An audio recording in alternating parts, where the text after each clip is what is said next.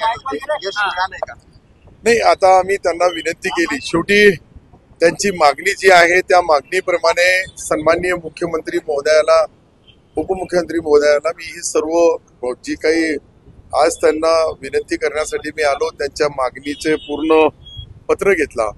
ते पत्र मी सरकारला देणार आणि सरकार याच्यामध्ये निर्णय, शेवटी माझा एकट्याचं काम नाही निर्णय घेणं. माझं काम इतकंच आहे की त्या बहिणीला हात जोडून विनंती करणं. त्यांची तब्येत खालवलेली आहे. 6 दिवस झाले, 7वा दिवस आज आहे.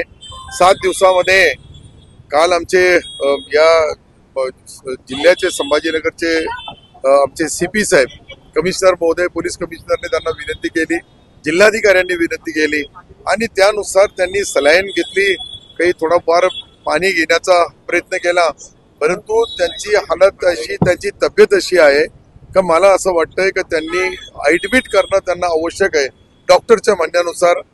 तर मी त्यांना विनंती केली. आता त्या विनंतीला मान देणार नाही. शेवटी त्यांची लढाई असेल. सन्माननीय जरंगे पाटील साहेब, मी यांच्याशी 4 तास त्या दिवशी 3.5 तास बोललो. त्यांच्याशी चर्चा केली, यांच्याशी चर्चा केली.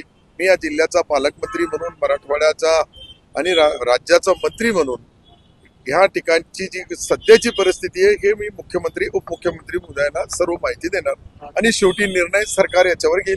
त्यांच्याकडून माघार घेण्याचा प्रयत्न पूर्ण चर्चा केली, त्यांना विनंती केली. त्यांनी सांगितलं की आम्हाला रिझर्वेशन जोपर्यंत कुणबी म्हणून मिळणार नाही तोपर्यंत मी उपोषण मागे घेणार नाही, असं त्या बहिणीची मागणी आहे.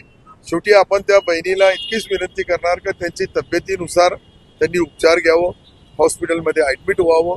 मी आज रात्री मुंबईला जाईन आणि रात्री गेल्यानंतर उद्यापर्यंत याचा निर्णय, शेवटी माझे मुख्यमंत्री आदरणीय एकनाथ शिंदे साहेब, देवेंद्रजी, अजितदादा या तिघांनाही सध्या माझ्या जिल्ह्याची परिस्थिती मी त्यांना कळवणार, त्याच्यावर अंतिम निर्णय ते घेतील.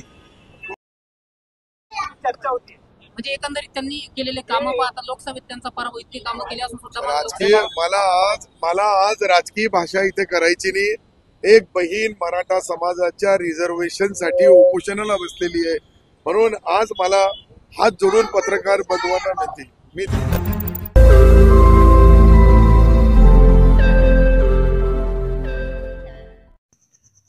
रोज नई खबरों को देखने के लिए हमारे औरंगाबाद समाचार चैनल को सब्सक्राइब कीजिए और नोटिफिकेशन पाने के लिए हमारे बेल आइकन को दबाइए ताकि हर खबर की नोटिफिकेशन आपको मिलती रहे।